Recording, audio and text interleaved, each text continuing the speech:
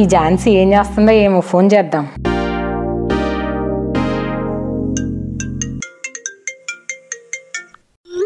చెప్పవే స్వాతి. ఏం జాను, ఎలా ఉన్నావు? రాఖీ పండుగకి ఇంటికి పోలేదా? లేదే, వెళ్ళలేదు. నువ్వు వెళ్ళావా? వచ్చానే, మా అన్నోళ్ళ ఇంట్లోనే ఉన్నా. ఓకే. ఎంత ఇచ్చాడు ఏంటి అన్న? 1000 రూపాయలు.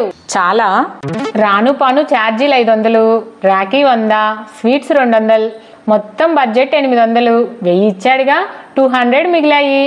చాలే. ఎంతైనా అన్నకి రాఖీ కట్టిన ఆనందం అయితే ఉంది కదా. పక్క జిల్లాలో ఉన్న నువ్వే అలా అనుకుంటే, పక్క స్టేటు అంటే మా అన్న ఆంధ్ర పల్నాడు జిల్లాలో ఉంటే, నేను తెలంగాణలోని అరగంట ట్రావెల్ చేస్తే మహారాష్ట్ర సిగ్నల్ దొరికే ప్లేస్లో ఉన్నా. అంటే తెలంగాణకి ఈ చివరి ఉన్నానని. అలాంటిది నా సిచ్యువేషన్ ఎలా ఉంటుందో చెప్పనా? రాను పోను ఛార్జీలు 4000, పై ఖర్చులు 1000 అయినా అవుతాయి, మొత్తం 5000. రాఖీ కట్టాక మహా అయితే మా అన్న 1000 రూపాయలు ఇస్తాడు.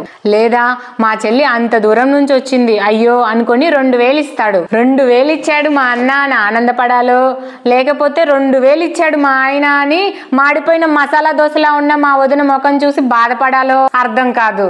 అది వాళ్ళ ఇంట్లో. అఫ్ కోర్స్ మీ ఆయనకి మా ఆయనకి చెల్లెలు లేరు కాబట్టి సరిపోయింది. కానీ అదే ఉండుంటే 500 1000 ఇచ్చినా మనం మూతి తిప్పుతాం, అది వేరే విషయం అనుకో. ఇకపోతే మా ఆయన 5000 ఖర్చు పెట్టి 2000 తీసుకొచ్చింది అని చిరాగ్గా ఫేస్ పెట్టడము, ఇంతమందిని ఇబ్బంది పెట్టడం ఎందుకని అర్థం కాక నేనే అమెజాన్ లో పంపించానే. అమెజాన్ లో ఆర్డరా? అవునే, ఇప్పుడు అన్ని ఆన్లైన్ లో బుక్ చేయడం కామన్ అయిపోయింది. అలానే రాఖీలను కూడా మంచిగా పెడుతున్నారు. సరే ఇంకుంటానే, మళ్ళీ చేస్తా, బాయ్. సరే ఓకేనే.